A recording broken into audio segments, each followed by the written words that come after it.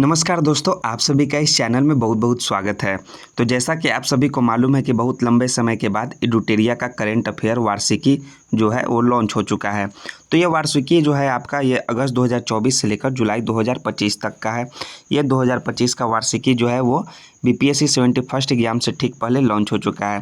तो आप सभी को मालूम है कि यह जो बुक है वो BPSC, UPPSC, JPSC, railway, SSC, Bihar SI, BSSC, Bihar शिक्षक, टीआरई एवं सभी अन्य प्रतियोगी परीक्षा के लिए काफ़ी यह करंट अफेयर्स का बुक उपयोगी है। तो इस बुक में आपको देखिए केंद्रीय बजट दिया हुआ है 25-26 का, और साथ में वस्तुनिष्ठ प्रश्नोत्तर है 18 प्रैक्टिस सेट के साथ ये बुक है। तो हम लोग इस वीडियो में ये 18 प्रैक्टिस सेट का जो वस्तुनिष्ठ प्रश्न है उसको सॉल्व करेंगे। तो जैसा कि आप सभी को मालूम है कि यह बुक जो है वो फटाफट 100.com से स्टार्ट होता है, ठीक है। तो फटाफट 100.com का जो 15वां संस्करण है हम लोग पिछले वाले वीडियो में कवर कर चुके हैं फटाफट 100.com को। अब हम लोग जो है इसका प्रैक्टिस सेट जो वस्तुनिष्ठ प्रैक्टिस सेट है उसको कवर करेंगे। तो अगर आप लोगों ने चैनल को सब्सक्राइब नहीं किया है तो प्लीज़ दोस्तों चैनल को सब्सक्राइब कर दीजिए, क्योंकि एग्जाम पॉइंट ऑफ व्यू से यह प्रैक्टिस सेट काफ़ी इंपॉर्टेंट है। देखिए आगे आपका अगस्त 2024 से जुलाई 2025 तक का प्रैक्टिस सेट नंबर 1 एडुटेरिया करंट अफेयर्स का। तो चलिए हम लोग पहला प्रश्न देखते हैं क्या है। तो पहला प्रश्न है आपका सेट नंबर 1 का, किनकी 300वीं जयंती पर प्रधानमंत्री नरेंद्र मोदी द्वारा 300 रुपये का स्मारक सिक्का और डाक टिकट जारी किया गया। तो 300वीं जयंती किनकी थी? वो देवी अहिल्याबाई होलकर की थी।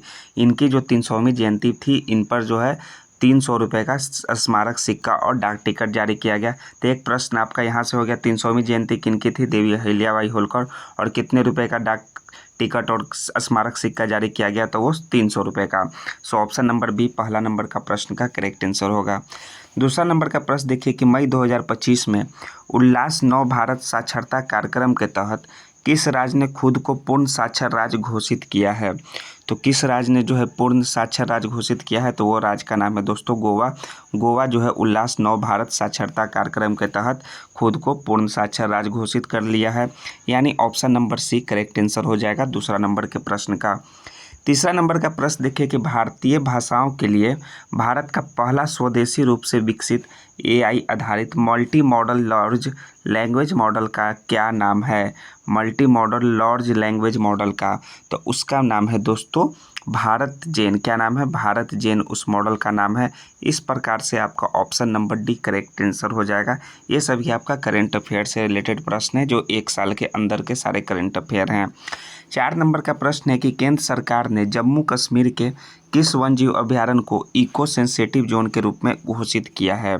तो जम्मू कश्मीर का जो है त्राल वन्यजीव अभयारण्य उसे जो है इको सेंसिटिव जोन, आप याद रखिए इको सेंसिटिव जोन के रूप में किसे घोषित किया गया है? त्राल वन्यजीव अभयारण्य।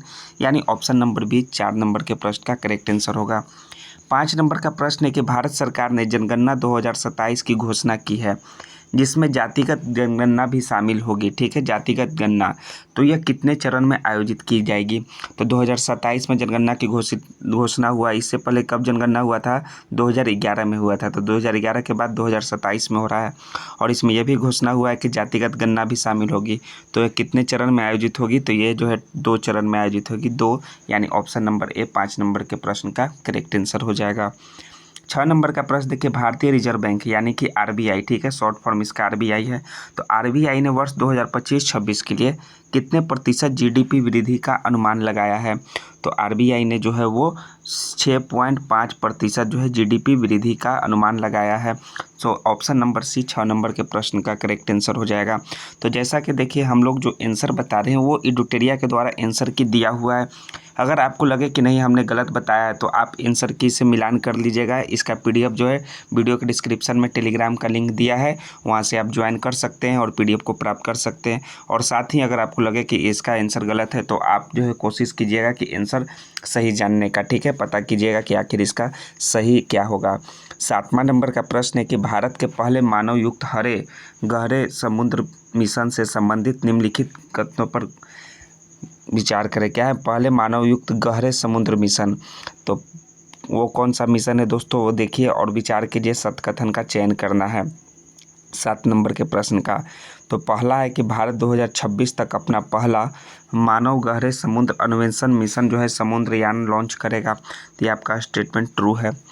दूसरा है आपका कि इस मिशन का उद्देश्य स्वदेशी रूप से विकसित पनडुब्बी मत्स्य 6000 का प्रयोग करके 8000 मीटर की गहराई पर समुद्री संसाधनों का पता लगाना है। तो ये आपका जो है पहले मानव युक्त हरे गहरे जो है समुद्र मिशन से यह संबंधित नहीं है।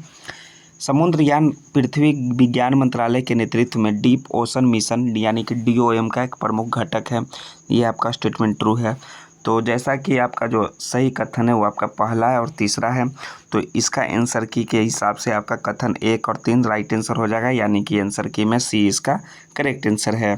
7 के बाद 8 नंबर का प्रश्न देखिए कि इंडिया जस्टिस रिपोर्ट 2025 से संबंधित निम्नलिखित कथनों पर विचार कीजिए और उपरोक्त में से कौन से कथन असत्य हैं, यानी कि कौन से स्टेटमेंट जो है वो आपको फॉल्स हैं, वो आपको विचार करके बताना है। ठीक है, तो यह रिपोर्ट जो है टाटा ट्रस्ट द्वारा जारी की गई इंडिया जस्टिस रिपोर्ट 2025, तो ये कथन तो आपका सही है।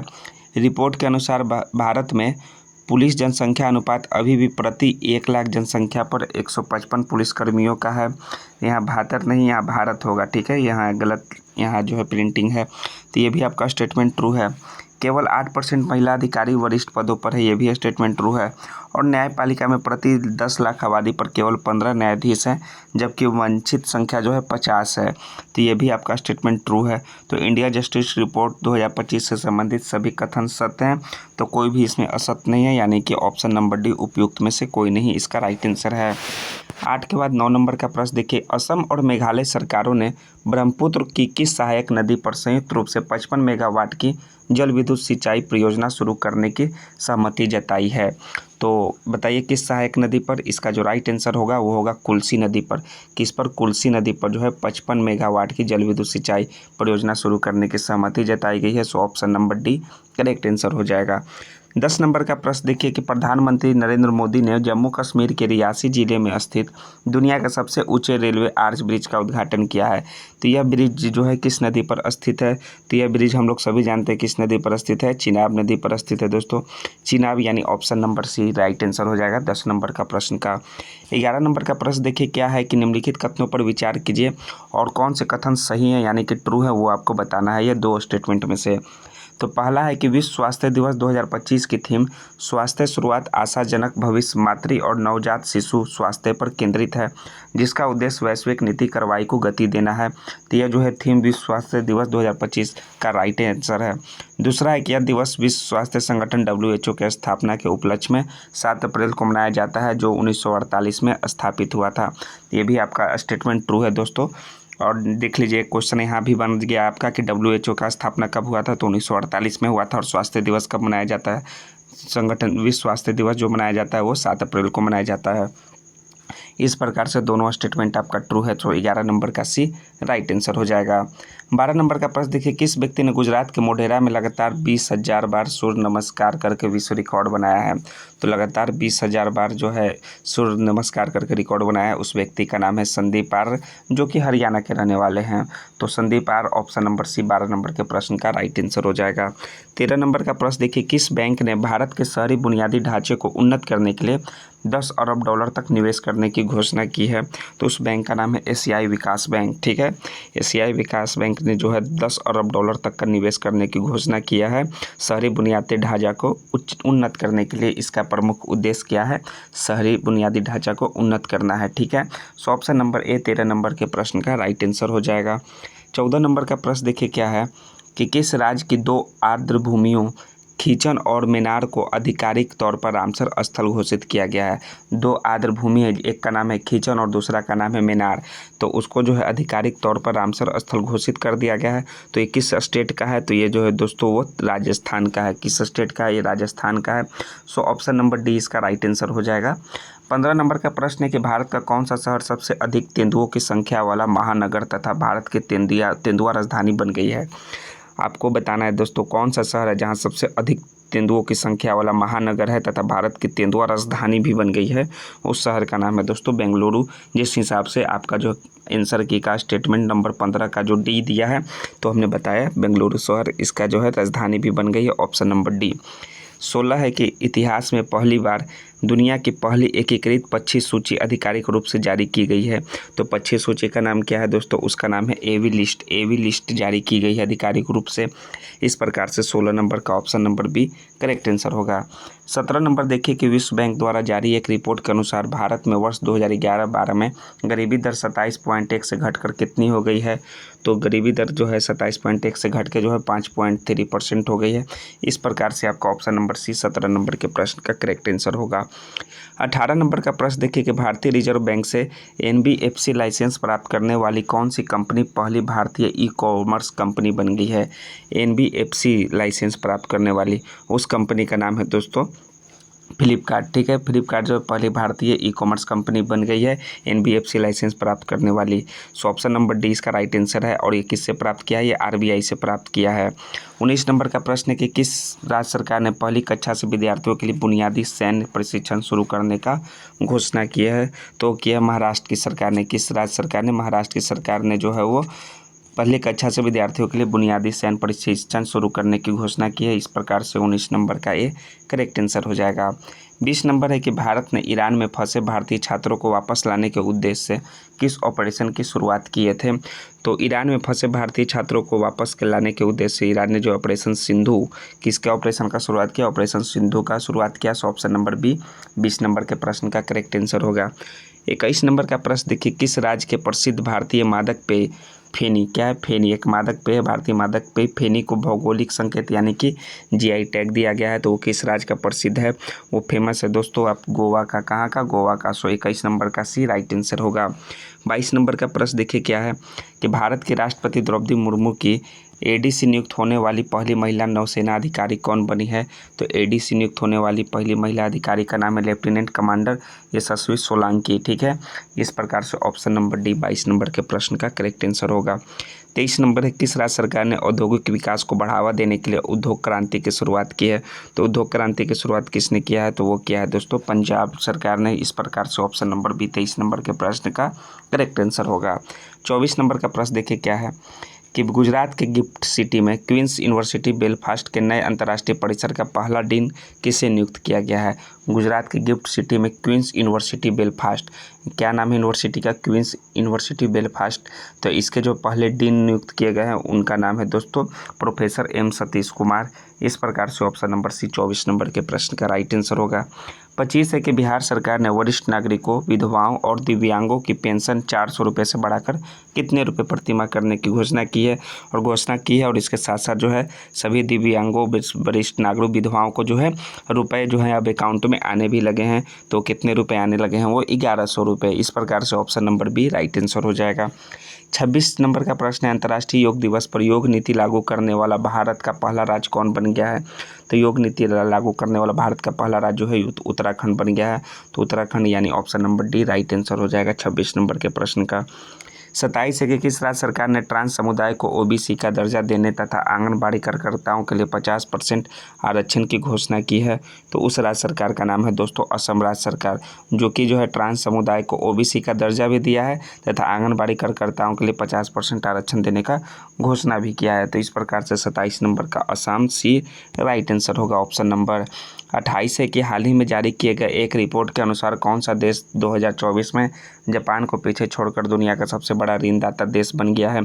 तो ऋणदाता देश कौन बन गया है, वो बन गया है दोस्तों जापान को छोड़ के जर्मनी। ठीक है, जर्मनी याद रखिएगा, पहले जापान था दोस्तों, उसका जापान को पीछे छोड़कर दुनिया का सबसे बड़ा ऋणदाता देश जर्मनी बन गया है। 29 नंबर का प्रश्न देखिए क्या है, अंतर्राष्ट्रीय बुकर पुरस्कार 2025 से संबंधित निम्नलिखित कथनों पर विचार कीजिए। ठीक है, और केवल सत्य कथन का चयन करना है। तो 2025 का अंतर्राष्ट्रीय बुकर पुरस्कार भारतीय लेखिका, अधिवक्ता एवं महिला कार्यकर्ता बानो मुश्ताक को अपनी कहानी संग्रह हार्ट लैम्प के लिए दिया गया है। तो ये आपका स्टेटमेंट ट्रू है। हार्ट लैम्प इस सम्मान से सम्मानित होने वाला पहला तमिल कहानी संग्रह। यह 15 लघु कहानियों का संग्रह है जिसमें दक्षिण भारत के प्रतिसत्तात्मक समुदायों में महिलाओं एवं लड़कियों के दैनिक जीवन को दर्शाया गया है। तो ये आपका जो है पहला तमिल कहानी संग्रह नहीं है दोस्तों, ये आपका स्टेटमेंट फॉल्स है, केवल पहला कथन सत्य है। सो सत्य कथन का चयन करना है तो केवल एक जो है सत्य कथन है, जिस हिसाब से आपका जो आंसर की में सिर्फ दिया है सत्य कथन ए है। तो ऑप्शन नंबर ए इसका राइट आंसर होगा। यूनेस्को ने किस भारतीय शहर को क्रिएटिव सिटी का जो है गैस्ट्रोनॉमी में नामांकित किया है। यूनेस्को ने किस भारतीय शहर को क्रिएटिव सिटी का गैस्ट्रोनॉमी तो उसमें नामांकित किया है, उस शहर का नाम है लखनऊ को। So option number C right answer होगा। 31 है कि कौन सी कंपनी माइक्रोसॉफ्ट को पीछे छोड़कर दुनिया की सबसे मूल्यवान कंपनी बन गई है। तो दुनिया की सबसे मूल्यवान कंपनी जो है माइक्रोसॉफ्ट को छोड़कर वो एप्पल बन गई है, एप्पल, यानी ऑप्शन नंबर बी इसका राइट आंसर हो जाएगा, एप्पल। 31 के बाद 32 नंबर का प्रश्न है कि इजराइल ने अपने सैन्य अभियान के तहत ईरान के न्यूक्लियर साइट पर हमला करने के लिए किस ऑपरेशन को चलाया था। तो इजराइल जो है ऑपरेशन का नाम दिया था ऑपरेशन राइजिंग लायन, ठीक है, ईरान के न्यूक्लियर साइट पर हमला करने के लिए। So option number B operation rising lion इसका राइट आंसर होगा। 33 है कि ब्रिटेन की जासूस एजेंसी MI6 की पहली महिला प्रमुख किसे नियुक्त किया गया है। तो वह ब्लेज मेट्रोवेली, क्या नाम है उनका, ब्लेज मेट्रोवेली जो है वो MI6 की पहली महिला प्रमुख है, जो ब्रिटेन के जो है जासूस एजेंसी है। सो ऑप्शन नंबर 33 का राइट आंसर होगा। जैसे इंडिया कर रहा है इसी प्रकार से ब्रिटेन का जो है MI6 है। 34 नंबर का प्रश्न है कि संयुक्त राष्ट्र महासभा ने वर्ष 2026 में को कौन सा वर्ष घोषित किया है। तो संयुक्त राष्ट्र महासभा ने वर्ष 2026 को दोस्तों अंतर्राष्ट्रीय महिला किसान वर्ष घोषित किया है। इस प्रकार से ऑप्शन नंबर बी 34 का करेक्ट आंसर होगा। 35 है कि सतत विकास लक्ष्य सूचकांक 2025 में भारत को कौन सा स्थान प्राप्त हुआ है। तो सतत विकास लक्ष्य सूचकांक 2025 में भारत को दोस्तों 99वां स्थान प्राप्त हुआ है। पहली बार जो है भारत जो है अंडर 100 में आया है, ठीक है। सो ऑप्शन नंबर सी 35 का करेक्ट आंसर होगा। 36 है कि वैश्विक लैंगिक अंतराल सूचकांक 2025 में शीर्ष स्थान किसे प्राप्त हुआ है। तो शीर्ष स्थान प्राप्त हुआ है दोस्तों आइसलैंड को वैश्विक लैंगिक अंतराल सूचकांक 2025 में, यानी option number D right answer होगा। 37 है कि भारत और किस देश के बीच उलान बटोर में नोमैडिक एलिफेंट 2025 के 17वें संस्करण का आयोजन किया गया है। भारत और किस देश के बीच, भारत और दोस्तों मंगोलिया के बीच जो है उलान बटोर में नोमैडिक एलिफेंट 2025 के 17वें संस्करण का आयोजन हुआ है। सो ऑप्शन नंबर बी इसका मंगोलिया करेक्ट आंसर है। 38 है कि अमेरिका ने किस ऑपरेशन के द्वारा ईरान के 3 परमाणु ठिकानों पर हमला किया। तो अमेरिका जो है ऑपरेशन मिडनाइट हैमर, किस ऑपरेशन के द्वारा, ऑपरेशन मिडनाइट हैमर के द्वारा ईरान के 3 परमाणु ठिकानों पर हमला किया था अमेरिका ने। सो 38 नंबर का सी करेक्ट आंसर होगा। 39 है कि IPL मैचों में 300 छक्के लगाने वाले पहले भारतीय बल्लेबाज बन गए हैं। तो कौन बन गए हैं दोस्तों IPL मैचों में 300 छक्के लगाने वाले उस बल्लेबाज का नाम है Rohit Sharma, 6 seater. So option number C इसका करेक्ट आंसर है। रोहित शर्मा 6 सीटर बन गए हैं सबसे ज़्यादा लगाने वाले भारतीयों में, ठीक है, 300 छक्के वो लगाए हैं। 40 नंबर है कि किस भारतीय खिलाड़ी को क्रिकेट में उनके महत्वपूर्ण योगदान के लिए ICC हॉल ऑफ फेम में शामिल किया गया है। तो ICC हॉल ऑफ फेम में किस भारतीय खिलाड़ी को शामिल किया गया है, वो महेंद्र सिंह धोनी को शामिल किया गया है। और ये ICC हॉल ऑफ फेम में शामिल होने वाले इंडिया के 11वें प्लेयर हैं, 11वां भारतीय प्लेयर हैं, ठीक है। तो याद रखिए 11वां भारतीय प्लेयर महेंद्र सिंह धोनी को हॉल ऑफ फेम में शामिल किया गया है उनके क्रिकेट में महत्वपूर्ण योगदान के लिए। 41 है कि किस भारतीय महिला निशानेबाज ने म्यूनिख में आयोजित ISSF वर्ल्ड कप में 10 मीटर एयर पिस्टल स्पर्धा में स्वर्ण पदक जीता है। तो उस महिला निशानेबाज का नाम है दोस्तों सुरुचि सिंह, जिसने जो है ISSF वर्ल्ड कप में जो है 10 मीटर एयर पिस्टल किस स्पर्धा में 10 मीटर एयर पिस्टल स्पर्धा में जो है गोल्ड मेडल जीता है सुरुचि सिंह। सो ऑप्शन नंबर 20 का राइट आंसर होगा 41 नंबर के प्रश्न का। 42 है कि किस भारतीय विकेटकीपर बल्लेबाज ने टेस्ट मैच की दोनों पारियों में शतक लगाया है। तो हाल ही में वो लगाया है आपके इंग्लैंड के साथ टेस्ट चल रहा है जिसमें ऋषभ पंत नाम का एक प्लेयर हैं जिन्होंने दोनों टेस्ट के दोनों पारियों में शतक लगाया है। ऋषभ पंत जो है भारत के विकेटकीपर बल्लेबाज हैं।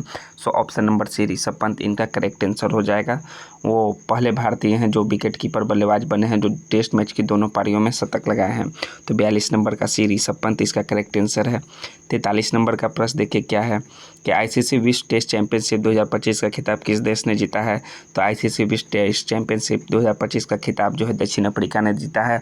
और इस देश के कप्तान कौन थे, दक्षिण अफ्रीका टीम के कप्तान थे तेम्बा बमुआ और एडम मार्करम ने शतक लगाकर जो है लॉर्ड्स के मैदान पे ICC विश्व टेस्ट चैंपियनशिप का खिताब जितवाया। सो ऑप्शन नंबर ए दक्षिण अफ्रीका करेक्ट आंसर है। और इसके उपविजेता जो है वो ऑस्ट्रेलिया रहे हैं उपविजेता, ठीक है। ICC टेस्ट चैंपियनशिप का तीसरा संस्करण ये हुआ है। पहला संस्करण में न्यूजीलैंड जीता था, दूसरा में आपका ऑस्ट्रेलिया जीता और तीसरा में जो है आपका साउथ अफ्रीका जीता, ठीक है। और न्यूजीलैंड और ऑस्ट्रेलिया जब जीता था तब उपविजेता जो है हमारा देश भारत था, ठीक है, दोनों में। लेकिन इसमें जो है उपविजेता जो कौन बना है, ये ऑस्ट्रेलिया बना है, ठीक है। 44 नंबर है निम्नलिखित में से कौन से स्टार्टअप महारथी चैलेंज का विषय है जो नई दिल्ली में स्टार्टअप महाकुंभ के दूसरे संस्करण का मुख्य आकर्षक है। तो उसका नाम है दोस्तों एग्रीटेक यानी ऑप्शन नंबर 2 इसका करेक्ट आंसर हो जाएगा। और कौन सा है, और दोस्तों इसका आपका बायोटेक्नोलॉजी और हेल्थ केयर, ठीक है, तो 3 भी हो जाएगा। और है MI डीप टेक और साइबर सुरक्षा, यानी कि 4 भी हो जाएगा। इस प्रकार से 2, 3 और 4 इसका राइट आंसर है। ऑप्शन नंबर बी 44 नंबर के प्रश्न का। 45 है कि फ्रेंच ओपन 2025 का पुरुष एकल विजेता कौन बने हैं? पुरुष एकल विजेता तो कौन बने हैं दोस्तों? 45 नंबर के प्रश्न है। तो 45 के जो हैं कार्लोस अल्कराज जो हैं वो फ्रेंच ओपन 2025 के पुरुष एकल विजेता बने हैं। तो आपको जो है कमेंट में आंसर देके बताना है कि विंबलडन जो है 2025 हुआ है उसमें पुरुष एकल विजेता कौन बने हैं? कार्लोस अल्कराज या जेनिक सिनर या फिर राफेल नडाल या फिर रोजर फेडर। ये आप कमेंट में आंसर देके बताइए विंबलडन का, ठीक है। विंबलडन 2025 का विजेता पुरुष एकल खिताब में। 46 है कि IPL 2025 का खिताब किसने जीता? तो इसका खिताब जो है रॉयल चैलेंजर बेंगलोर ने जीता। तो ऑप्शन नंबर डी इसका राइट आंसर हो जाएगा। और IPL 2025 कैमा संस्करण था? 18वां संस्करण था। तो 18वां संस्करण का खिताब जो है रॉयल चैलेंजर बेंगलोर ने जीता। और इसके उप विजेता कौन रहे हैं? उप विजेता रहे हैं पंजाब किंग्स, ठीक है। सो ऑप्शन नंबर ए इसका गलत हो जाएगा। ये उप विजेता रहे हैं और विजेता के कौन रहे हैं? Royal Challenger Bangalore. So D इसका करेक्ट आंसर है, रॉयल चैलेंजर बेंगलोर, जिसे हम लोग शॉर्ट फॉर्म में RCB कहते हैं। क्या कहते हैं? RCB, royal Challenger Bangalore. 47 है कि हैदराबाद में आयोजित मिस वर्ल्ड 2025 का खिताब किसने जीता है? तो मिस वर्ल्ड 2025 का खिताब हैदराबाद में जो आयोजित हुआ था उसका जीता है ओपल सुजाता चुआंगसरी। किसने? ओपल सुजाता चुआंगसरी, ये जो है मिस वर्ल्ड 2025 का खिताब जीते हैं और जिसका आयोजन जो है हैदराबाद में हुआ था। सो ऑप्शन नंबर 20 का करेक्ट आंसर होगा। किस भारतीय अभिनेता को ह्यूमैनिटेरियम अवार्ड से सम्मानित किया गया है? ह्यूमैनिटेरियम अवार्ड से किस भारतीय अभिनेता को वो सम्मानित किया गया है? सोनू सूद को। सो ऑप्शन नंबर सी इसका राइट आंसर हो जाएगा 48 नंबर के प्रश्न का। 49 है कि किस राज्य ने जल संकट की समस्या से निपटने के लिए वंदे गंगा जल संरक्षण अभियान की शुरुआत किया है? तो राज्य सरकार है राजस्थान, ठीक है। इसने जो है जल संकट की समस्या से निपटने के लिए वंदे गंगा जल संरक्षण अभियान का शुरुआत किया है। सेट नंबर 1 का लास्टवां 50वां प्रश्न है कि भारतीय उद्योग परिसंघ का अध्यक्ष किससे नियुक्त किया गया है? तो अध्यक्ष नियुक्त किए गए हैं दोस्तों राजीव मेमानी, यानी ऑप्शन नंबर डी इसका राइट आंसर है। और देखिए आपका सेट नंबर 1 का आंसर किया दिया हुआ है। तो जहां आपको लगे कि नहीं हमने गलत बताया तो ये आंसर की से आप मिलान कर सकते हैं। इसके साथ साथ अगर जहां आपको आंसर की में भी गलत दिया हुआ है तो आप पता लगा सकते हैं कि आखिर इसका सही आंसर क्या है, आप खोज सकते हैं। और इसका जो PDF है सेट नंबर 1 का वो आपको वीडियो के डिस्क्रिप्शन में टेलीग्राम का लिंक दिया है, वहाँ से आप ज्वाइन कर सकते हैं टेलीग्राम को और सेट को बना सकते हैं और प्राप्त भी कर सकते हैं पढ़ने के लिए। तो हम लोग नेक्स्ट वीडियो में सेट नंबर 2 के साथ मिलेंगे। जय हिंद दोस्तों, थैंक दोस्तों। चैनल को सब्सक्राइब करना नहीं भूलिएगा, ज़रूर से ज़रूर सब्सक्राइब कीजिएगा। धन्यवाद दोस्तों।